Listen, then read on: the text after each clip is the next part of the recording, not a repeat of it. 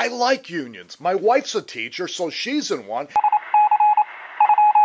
And yes, sometimes her union does some stupid things like working too hard to protect bad teachers from being fired, but mostly it's a positive force and does all the things unions were created to do, like ensuring safe working conditions, health insurance, and a decent wage. But for all its faults, it's never been as stupid as the NBA Players Association, or maybe I should refer to them as the ex-NBA Players Association, since they've disbanded their union so their members can all individually sue the NBA owners. And of course, it's all about money, because the $5.15 million the average NBA player makes each year just isn't enough in these tough economic times. Although amazingly, Major League Baseball players get by on $3.3 million, NHL players sock away $2.4 million, and the players of America's favorite sport, pro football, survive off a mere $1.9 million a year, which in all seriousness makes me question whether the NBA players should ever be allowed to reform their union, since they pretty much spit upon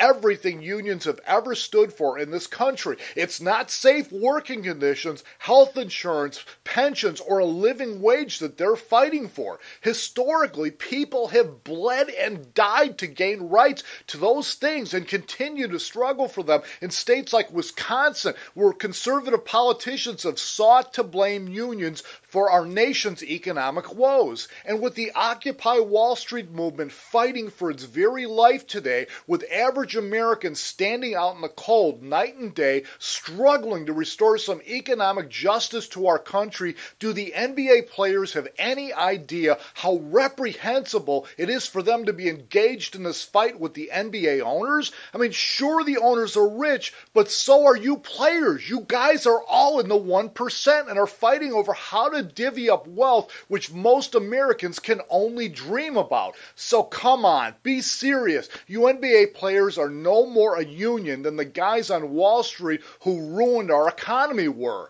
Unions weren't created for the 1%.